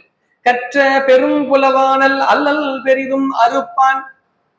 யார் ஒருவர் அல்லலை அறுக்க கற்கின்றார்களோ, யார் அல்லலை அறுக்க கற்பார்கள் என்றால் பெரும் புலவான. அதுதான் கற்றவர்கள் உண்ணும் கனியினர். கற்றவர் விழுங்கும் கற்பக கனியை கரையிலா கருணை மாக்கடலைன்னு திருவிசைப்பா ஆசிரியர் பேசுறது அதுதான். அப்போ எது தெரியுது? நாம் கற்க வேண்டுவது எதை என்றால், எது நம் துன்பத்தை நீக்குமோ அதை கற்க வேண்டும். அது மட்டுமல்ல, அதுதான் நமக்கு வேதங்களும் அதைத்தான் சொல்லுகிறது, 6 அங்கங்களும் அதைத்தான் சொல்லுகிறது. அது சொல்லிட்டு அல்லல் பெரிதும் அறுப்பான் அருமறை ஆரங்கம் ஓதும் எல்லை. அருமறை 4 மறைகளுக்கும் அருமறைன்னு சொன்னது என்னன்னா, அரிய மறைகள் அரிய நிலையை பற்றி பேசும். அதான் அருமைன்னு சொல்லுவோம் இல்லையா? அருமையான மறையும் 6 அங்கமும் ஓதுகின்ற எல்லை. எல்லை என்றால் இதற்கு மேல் கிடையாது. வேதமும் வேதத்தின் அங்கங்களும் யாரை ஓதுகிறது? அவனைத்தான் ஓதுகிறது. அவன் தான் வேதத்திற்கும் அந்த அங்கத்திற்கும், வேதம் 6 அங்கத்திற்கும் அப்பால் விளங்குகின்ற பெருமான் அவன் தான். அதான் திரு அருமறை ஆரங்கம் ஓதும் எல்லை. எல்லை என்றால் அவன் தான் நிறைவு. வேதங்களுக்கும் 6 அங்கங்களுக்கும் நிறைவாக விளங்குவோன் அவன் தான். அப்படிப்பட்டவன் இருக்கின்ற இடம்தான் ஆரூர். அந்த ஆரூர் இருக்கின்ற பெருமான் என்னையும் ஆழ்வாரா என்று பெருமான் இங்கு விண்ணப்பமாக செய்கிறார். செஞ்சு அடுத்த பாடல், நெறியும் அறிவும் செறிவும் நீதியும் நான் மிக பொல்லேன். நான் மிக பொல்லேன் என்றால் நான் இதையெல்லாம் ஏற்காதவனாக, இதிலிருந்து சற்றும் இந்த வழியில் நிற்காதவனாக விளங்குகின்றேன். பொல்லேன் என்றால் அந்த பொருந்தாதவனாக இருக்கின்றேன். எப்படி எதுல? நெறியும் அறிவும் செறிவும் நீதியும்.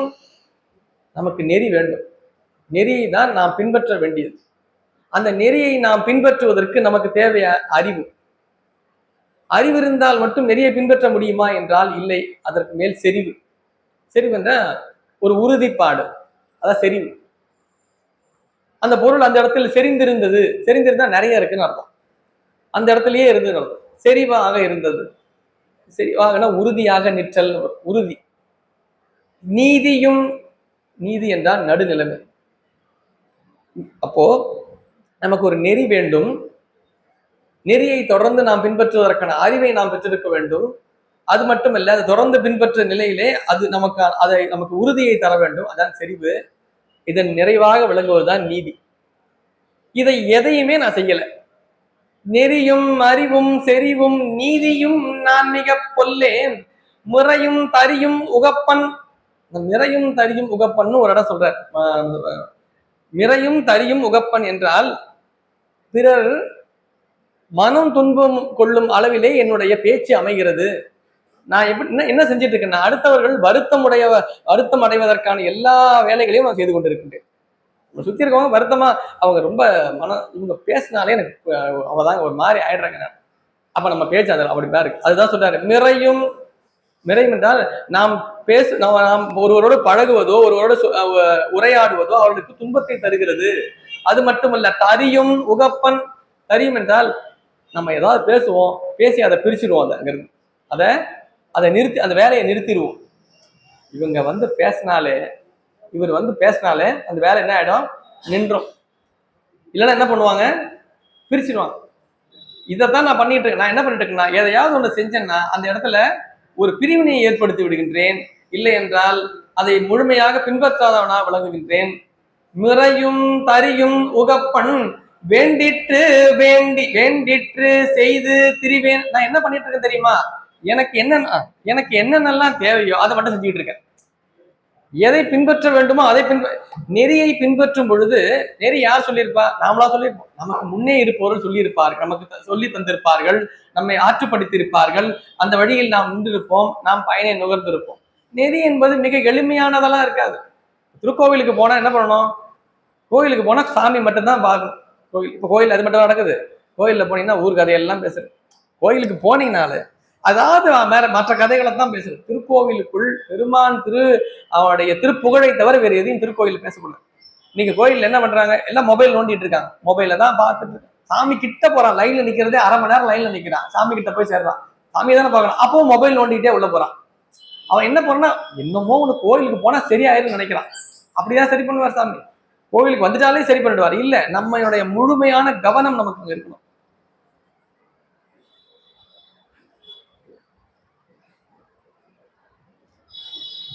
நம்முடைய கவனம் இல்லை என்றால் வழிபாடு நமக்கு சிறக்கும். அதான் நெறி.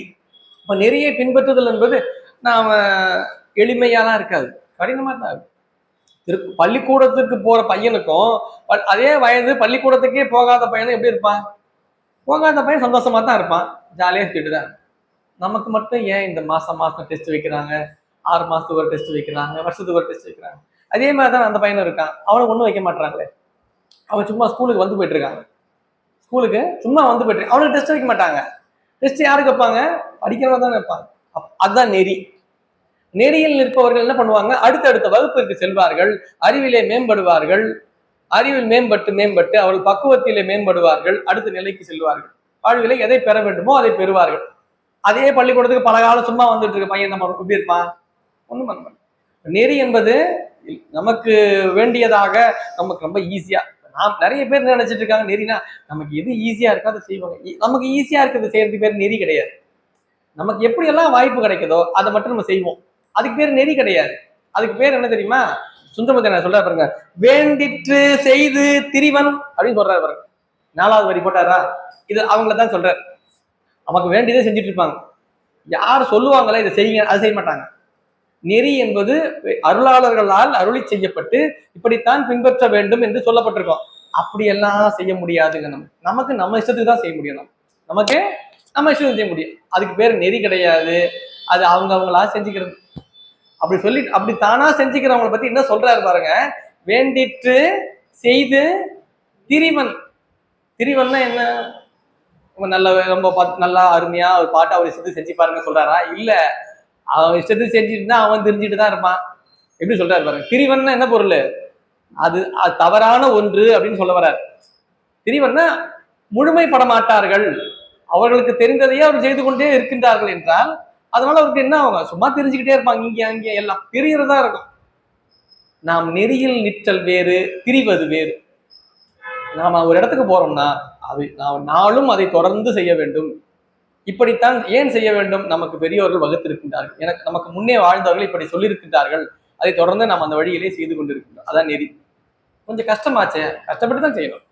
அது அப்படியே அப்படியே எளிமையா இருக்காது. எளிமையா இருக்காதுன்னா அது நெறியா இருக்காது.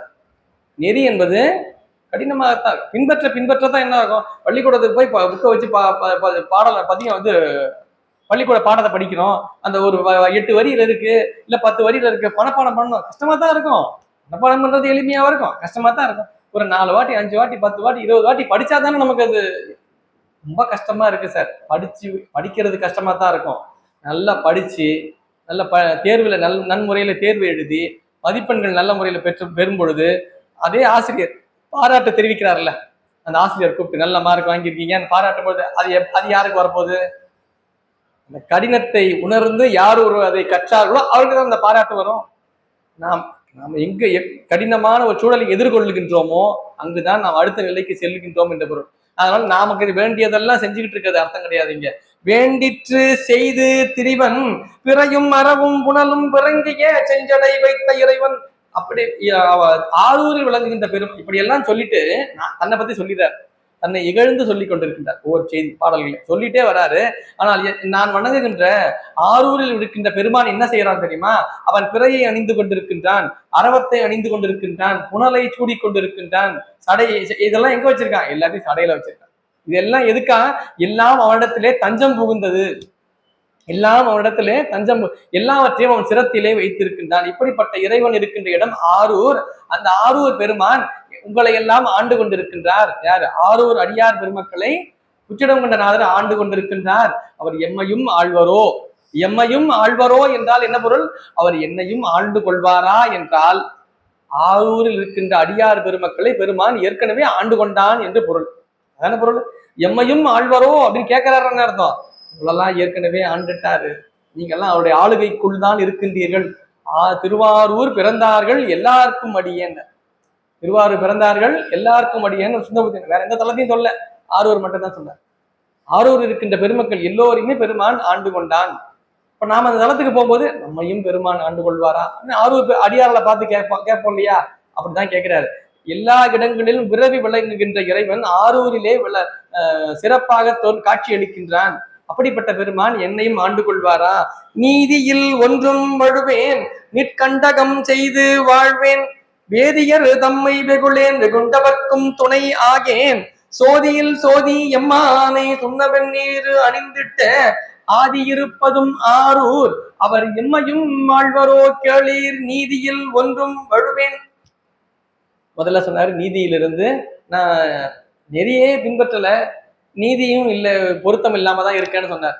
அடுத்த பாடல்ல சொல்றாரு, பெருமானே நான் எப்படி இருந்தாலும் உண்மை வழிபடுவதிலிருந்து என்றும் நான் தவறுவதில்லை. நீதியில் ஒன்றும் வழுவேன். நான் வழுவுதல் என்றால் அதில் நீங்கி செல்லுதல். நான் எதையும் முறையாக செய்யாத மாதிரி தான் இருப்பேன். ஆனா நான் உன்னை விட்டு எங்கேயும் போக மாட்டேன். எப்பொழுதுமே உங்களுடைய திருவடியிலே விளங்குவேன். நிற்கண்டகம் செய்து வாழ்வேன். நிற்கண்ட எப்பொழுதும் அவனை நினைந்து கொண்டிருப்பதையே என்னுடைய சிந்தையிலே கொள்வேன். வேதியர் தம்மை வெகுளேன். பொதுவா என்ன போட்டுறாங்கன்னா வேதியர் அப்படின்ற சொல்லுக்கு அந்தணர்கள். அந்தணர்களை நான் கோபம் கொள்ளாமல் இருப்பேன் அவர்கள் மீது. அந்தணர்கள் மேல ஏன் கோபம் கொள்ளணும்?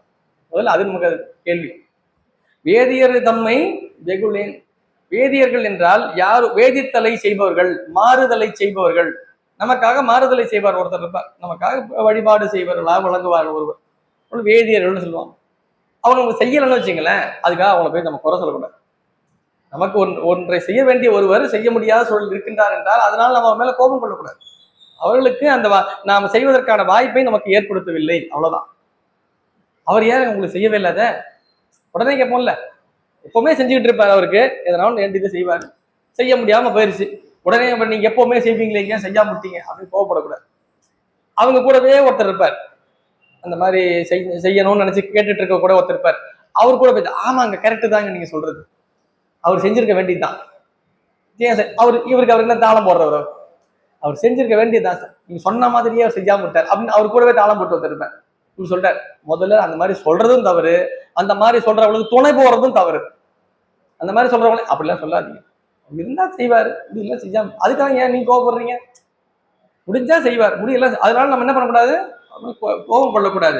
வேதியர் தம்மை வெகுளேன் வெகுண்டவர்க்கும் துணை ஆனேன் ஆகேன். அந்த மாதிரி யார் நான் அவர்கள் மேல் கோபம் கொள்ள மாட்டேன், வேதியர் மேலும் கோபம் கொள்ள மாட்டேன். அது மட்டுமல்ல, அப்படி யாராவது அவர்கள் மீது கோபம் கொள்கிறார்கள் அவர்களுக்கும் நான் துணை போக மாட்டேன். ரெண்டுமே தப்பு. நாம் கோபம் கொள்வதும் தவறு, கோபம் கொள்வதற்கு துணை போவதும் தவறு. கரெக்டு தான் சார். அவர் ஒருத்தர் கோபப்படுறாருன்றதால அந்த கோபத்துக்கு நீங்க நியாயம் கற்பிக்கூடாது. அதுக்கு துணையும் ஆகேன்.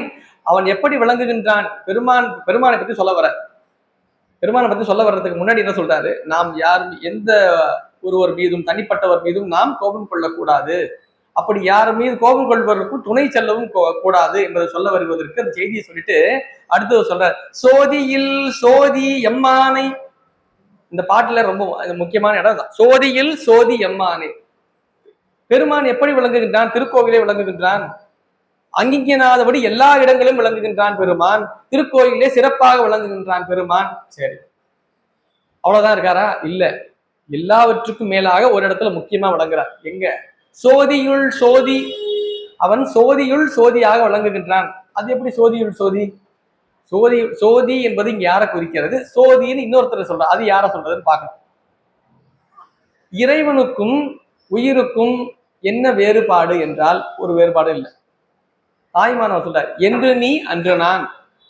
உயிரும் அருவப்பொருள் தான், இறைவனும் அருவப்பொருள் தான். உயிரையும் யாரும் படைக்கவில்லை, இறைவனையும் யாரும் படைக்கவில்லை. பதியினை போல் பசுபாசம் அனாதி என்று திருமந்திரம் சொல்லுது. மூன்று பொருளும் என்றும் உள்ள பொருள். பதி பசு பாசம் இறை உயிர் தலை என்று சொல்லப்படக்கூடிய மூன்றுமே என்றும் உள்ள பொருள். என்று இறைவன் இருக்கின்றான அந்த காலம் தொட்டு உயிர்களும் இருக்கின்றன. எந்த உயிர் வந்ததுன்னு தெரியல, அப்ப இறைவனை என்னை வந்தாலும் தெரியும். இறைவனும் உயிரும் அனாதி. அனாதி என்ற சொல்லுக்கு பொருள் என்றால் ஆதி இல்லாதது. ஆதி என்று எந்த நாள் எந்த காலம் என்று வரையறுக்கப்பட முடியாத நிலைதான் அனாதி என்பது. இறைவனும் அப்படித்தான், உயிரும் அப்படித்தான். இறைவனும் அருவப்பொருள், உயிரும் அருவப்பொருள். உயிர் எங்க இருக்கு? உயிர் இருக்கு, எங்க இருக்கு? உடம்புக்குள்ள இருக்கு. எங்க இருக்கு? ஒருத்தருக்கு எங்கேயாவது தலையில டங்கு இடிச்சுட்டாங்க, அப்படியே உயிரே போதுங்க. அப்ப ஒரு உயிர் தலையில இருக்கா? நடந்து போயிட்டே இருக்காரு, காலை இடிச்சுக்கிட்டாரு, உயிரே போதுங்க ஐயா, அந்த காலில் இடிச்சுக்கிட்டு, அப்ப காலில் இருக்கா உயிர்? ஒருத்தர் முதுகுல திடீர்னு அடிச்சாரு ஓங்கி, அடிச்சது எப்படி தெரியுமா சார், அப்படியே உயிரே போயிருக்கோம் சார். அப்ப நம்ம முதுகுல இருக்கா உயிர்? உயிர் எங்க இருக்கு? உயிர் அங்கிங்கனாதபடி இந்த பிண்டத்திலே விரவி விளங்குகிறது. இறைவன் எப்படி விளங்குகின்றான்? இறைவன் இந்த அண்டத்திலே அங்கிங்கனாதபடி எல்லா இடங்களிலும் விளங்குகின்றான். எல்லா இடங்களிலுமே. இப்ப இங்க இறைவன் இல்லையா? இருக்க. இங்க இறைவன் இல்லையா? இருக்க. இல்லைன்னு சொல்ல முடியாத எல்லா இடங்களிலும் அவன் இறைந்து விளங்குகின்றான். அதனாலதான் இறைவன் பேர் இல்லையா? உயிருக்கும் இறைவனுக்கும் இது பிண்டத்தில் விரவி இருக்கின்றது. இந்த பிண்டத்தில் விரவி இருக்கின்றது, அது அண்டத்தில் விரவி இருக்கின்றது. இரண்டும் ஒன்றுதான், ரெண்டும் ஒண்ணுதான், வித்தியாசமே இல்லையா? இருக்கு. என்ன? மணிவாசக பெருமான் இந்த இடத்தை விளக்கி சொல்ற, இறைவன் என்பவன் ஒரு சோதி பொருள், உயிரும் ஒரு சோதி பொருள் தான். உயிரும் ஒரு சோதி தான். அதான் வள்ளல் பெருமான் காட்டுறது, சோதியாக காட்டுறது. உயிரும் சோதி தான், ரெண்டுமே சோதி தானாங்க. இப்போ ஒண்ணு தானா? அதுதான் இல்லை. ரெண்டும் சோதி தான், ஆனா ரெண்டும் ஒண்ணு இல்லை. இது என்ன சோதி தெரியுமா? இது மாசுடைய சோதி, அது மாசற்ற சோதி. மாசற்ற சோதி மலர்ந்த மலர்ச்சுடரே, சுப்பிரமணியத்துல வருது இல்ல, மாசற்ற சோதி அது. அப்ப இது மாசுடைய சோதி. இது மலம் இருக்கு, ஆணவம் கண்மம் மாயினால் திணிக்கப்பட்ட ஒரு பொருள். இது சோதி தான். அந்த மும்மலங்கள் நீங்கினால் இதுவும் சோதி, இதுவும் அதோட ஒன்ன கலந்துரும் இல்லையா? இது மாசற்ற, இது மாசுடைய சோதி, அது மாசற்ற சோதி. இப்ப இந்த சோதின்னு சொல்லப்ப மாசுடைய சோதியாக விளக்குகின்ற இந்த ஆன்மா இருக்கு இல்லையா, இந்த ஆன்மா எப்படி இயங்குகிறது? தானாக இயங்குகிறதா? அதுவா இயங்குதா? அப்பனா அதுவா உடம்பு எடுத்துருக்கணும்ல. நாமெல்லாம் உடம்பு எடுக்கணும்னா என்ன பண்ணுவோம்? நமக்கு பிடிச்ச மாதிரி நல்ல உடம்பா பார்த்து, நம்ம எப்படி பக்காவா இருக்கணுமோ அந்த மாதிரி நல்ல கட்டு மஸ்தா, காண்பதற்கே வசீகரமாக கவர்ச்சியான உடம்பாக அதை தான் நம்ம எடுத்து போனோமே. நம்ம அப்படியே வாங்கிட்டு வந்து போயிட்டு ஏதாவது போயிட்டு கடையில போய் வாங்கிட்டு வந்தோமா, இல்ல ஆன்லைன்ல எங்கேயாவது ஆர்டர் பண்ணி வாங்கணுமா அந்த உடம்ப? நாம வாங்கலையே.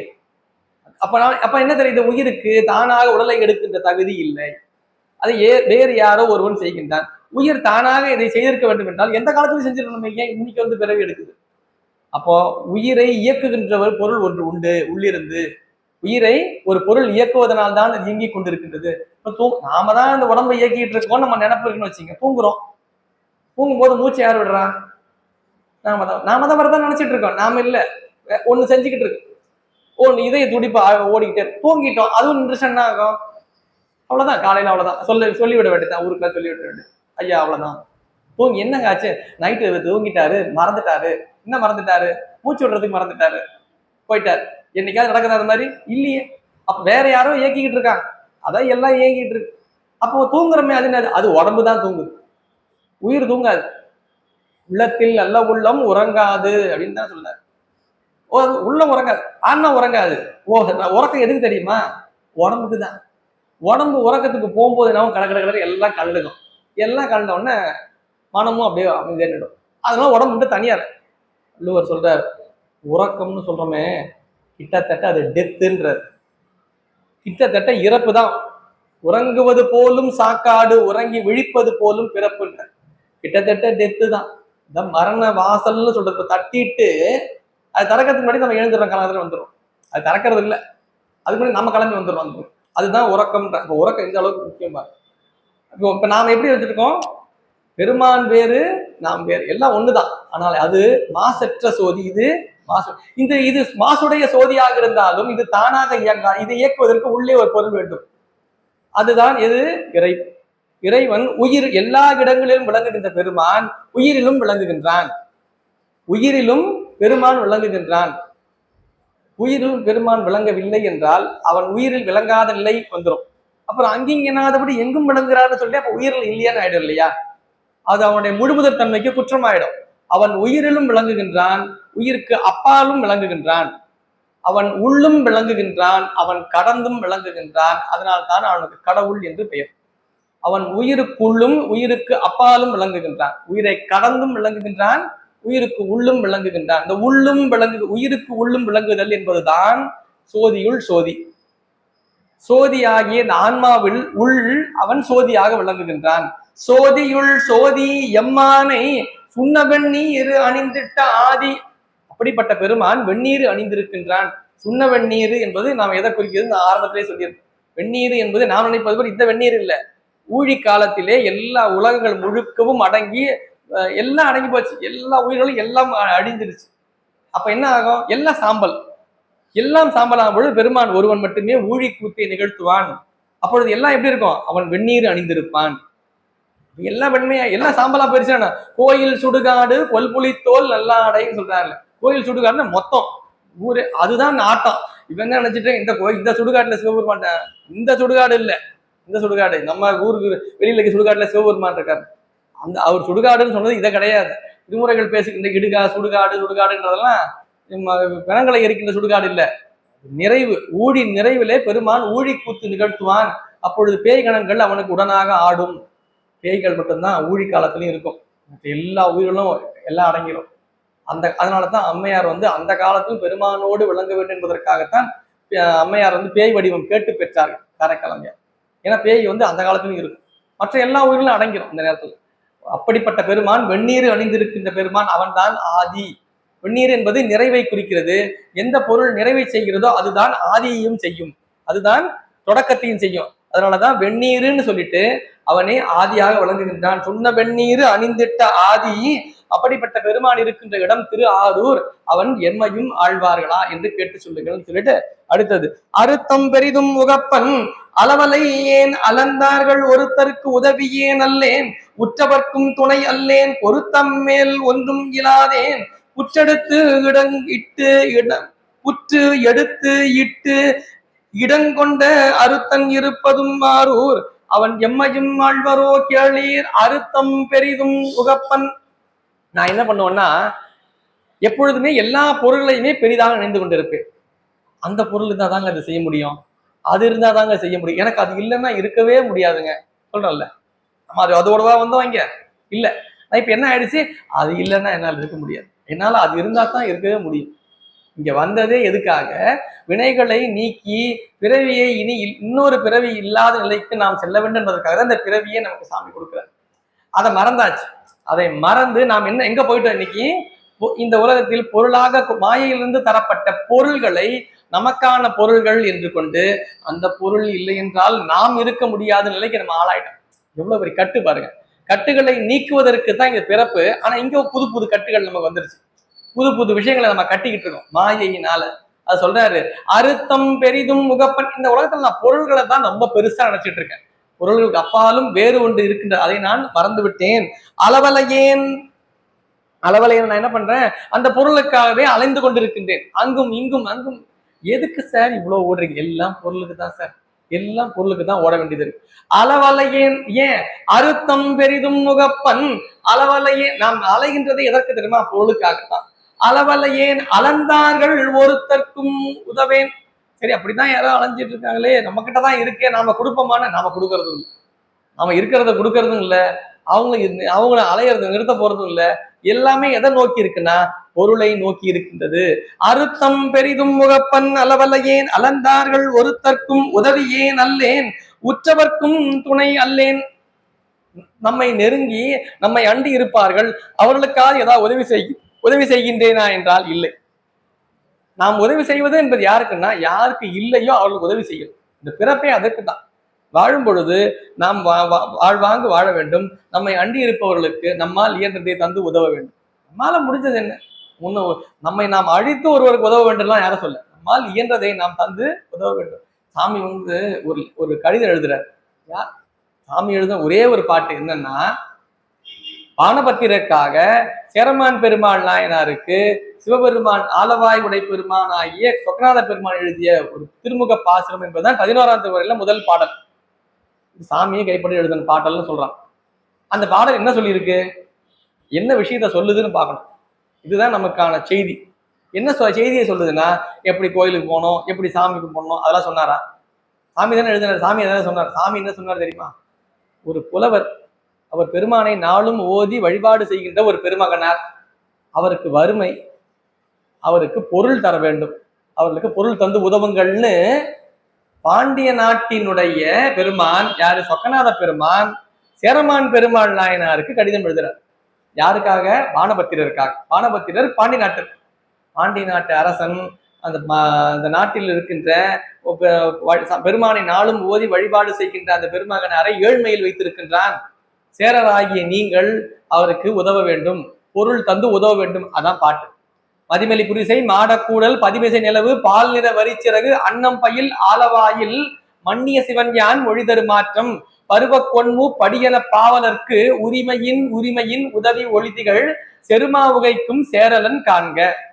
முதல்ல தன்னை சொல்றார், ஆலவாய் அரண்னு தன்னை சொல்லிட்டு அடுத்து சேரமான் பெருமாள் சேரலன் காண்க. முதல்ல ஃப்ரம் லெட்டர் எப்படி எழுதணுன்றத முதல்ல ஃபார்மேட் பண்ணி தந்ததே யாருன்னா சிவபெருமான் தான். 11ஆம் திருமுறையில் வர முதல் பாடல் தான். செருமாவகைக்கும் சேரலன் காண்க பண்பால் யாழ்வையில் பானபத்திரன் தன்போல் என்பால் அன்பன். பாடி ஆஃப் த லெட்டர், கடிதத்தினுடைய மூலப்பகுதி என்னன்னா, வரவர் யாருன்னா பானபத்திரர். உங்களைப் போலவே அவரும் எனக்கு அடியார், உங்களைப் போலவே அவரும் எனக்கு அன்பர். அவர்களுக்கு சில பொருள்களை தந்து அவர்களை திரும்பவும் அனுப்பிவிடுங்கள்ன்றார். மான் பொருள் கொடுத்து வரவிடுப்பதுவே. அவருக்கு நிறைய பொருளை கொடுத்து அவர் ஊருக்கு அனுப்பிச்சு வச்சிருக்கன்றார். அவர் நிறைய பொருளை கொடுத்து உங்க ஊர்லயே வச்சுக்கன்னு சொல்லியிருக்கலாம்ல, சாமி சொல்லியிருக்கலாம்ல. பொருளை கொடுத்து உங்க ஊர்லயே வச்சு இங்க வேண்டாம் அவர் சொல்லியிருக்கலாம்ல. சாமி சொல்ல, ஏன்னா பாண்டிய நாட்டுல பானபத்திரரை விட்டா வேற யாரும் பாடுறதுக்கு ஆள் இல்லை, சிவபெருமான. அதனால சாமி என்ன சொன்னாரு, அவர் நிறைய பொருள் கொடுத்து இங்க அனுப்பிடுங்கன்றார். சாமி எழுதுறது கடிதம் எதுக்குன்னு பார்க்கணும். எதுக்கு, ஒரு அடியாரினுடைய வளர்ச்சிக்காக, பொருள் உதவிக்காக, அவருடைய வாழ்வியல் முன்னேற்றத்திற்காக, நம்முடைய வாழ்க்கை எதுக்காக வேணும்? நம்மை சுற்றி இருப்பவர்களுக்கு, நம்மை உற்றவர்களாக நம்மை நினைந்து வாழ்ந்து கொண்டிருப்பவர்களுக்கு, அவர்களுக்கு நாம் உதவி செய்ய நிலையிலே நாம் அமைய பெற்றிருக்க வேண்டும். அதுதான் வாழ்வினுடைய பயன். ஈதல் இசைப்பட வாழ்தல் அது வல்லது ஊதியம் இல்லை உயிர்க்கு நல்வல். நம்மால் முடிந்ததை தருதல், நாம் நெறியில் நின்று நம்முடைய வாழ்வை நடத்துது. இதுதான் இந்த பிறவினுடைய நோக்கம். அது சொல்றாரு, ஒற்றவர்க்கும் துணையல்லேன் பொருத்தம் மேல் ஒன்றும் இல்லாதேன். நான் என்ன எதுலையுமே பொருத்தம் இல்லை. எதுலையாவது ஒரு மேட்சா இருக்கா பாருங்க, யாருக்கும் உதவி செய்யறது இல்லை, இருக்கிறதையும் கொடுக்கறது இல்லை, நான் நினைச்ச மாதிரியே நினைச்சு செஞ்சுட்டு பொருளையே பெருசா மதிச்சு வாழ்ந்துட்டு இருக்கேன். வழிபாட்டிற்கு ஒரு பொருத்தமானவனாக இல்லாத நான் விளங்குகின்றேன். ஆனால் புற்றிடம் கொண்ட பெருமானாக ஆரூரில் விளங்குகின்ற பெருமானே, அடியார் அங்கு வழங்குகின்ற அடியார் பெருமக்களுக்கு நீங்கள் உங்கள் அருளை தந்திருக்கின்றார்கள். அந்த அடியார் பெருமக்கள் அடியேனுக்கும் அந்த அருளை தருவாரா என்று கேட்டு சொல்லுங்கள். நான் எதுலையுமே பொருத்தம் இல்லாதவனாக இருக்கும். காரணம் ஏன் இப்படி தன்னை குறைச்சி சொல்றாரு பார்க்கணும். அடியார்களுக்கு மத்தியில் எப்பொழுதுமே நம்மை நாம் சிறியவர்களாக மட்டுமே கொள்ள வேண்டும். நான் எவ்வளவு பெரிய ஆள் தெரியுமா, நான் என்னென்னலாம் பண்ணிருக்கேன் தெரியுமா, அதெல்லாம் பேசக்கூடாது. சுந்தரமூர்த்தி நாயனாரே இதை பேசல. அடியார்களை, ஏன்னா சுந்தரமூர்த்தி நாயனாரை எதிர்கொண்டு அழைக்க சொல்லி அடியார்களுக்கு சொன்னதே சாமி தான். அப்படித்தானே ஆரம்பிக்குது வரலாறு. பெருமா அங்க இருக்க அடியார் பெருமக்களை சாமி தான் போய் வர சொல்றாரு. சுந்தரமூர்த்தி நாயனார் எவ்வளவு பெரியவர்னு அங்க இருக்கவங்க எல்லாம் தெரிஞ்சிருப்பாங்க. ஆனா சுந்தரமூர்த்தி நாயனார் எந்த இடத்துலயுமே தன்னை பெருமையா கொள்ளல. நான் எல்லா அடியார்களுக்கும் அடியவன் தான். இந்த நிலை தான் நம்மை மேல்நிலைக்கு கொண்டு செல்லும். சுந்தரமூர்த்தி நாயனார் மேல்நிலைக்கு கொண்டு செல்வதே எது? தன்னை அடிமையாக கொள்வதுதான். சந்தம் பல அதுக்ககில்லேன் சார்ந்தவர் தம் அடிச்சாரேன் முந்தி பொறுபடை ஏறி உலகம் திரிவானே கந்தம் கமழ் கொன்றை மாலை கண்ணியன் விண்ணவர் ஏத்தும் எந்தை இருப்பதும் ஆரூர் அவர் எம்மையும் ஆழ்வரோ கேளீர். ரொம்ப அருமையான செய்தி. பெருமானை நாம் வழிபாடு செய்கின்றோம். நமக்கு தேவையானது இரண்டு தான். அதுதான் இந்த பாட்டோட உரையா என்னன்னா, சந்தம் பல அறுக்ககில்லேன். இந்த பிறப்புடைய நோக்கம் என்ன தெரியுமா? அவனை எப்பொழுதுமே நாளும் துதித்துக் கொண்டே விளங்க வேண்டும். அவனை நாளும் ஓதிக்கொண்டே விளங்க வேண்டும். சந்தம் பல அறுக்ககில்லேன். காலையில தான் படிச்சீங்க, இன்னும் படிக்கணுமா? இப்பவும் படிக்கணும். மாலையிலையும் வழிபாடு செய்யும், இரவுலையும் வழிபாடு செய்யறது என்ன? அவன் பதியங்களை ஓதுதல்.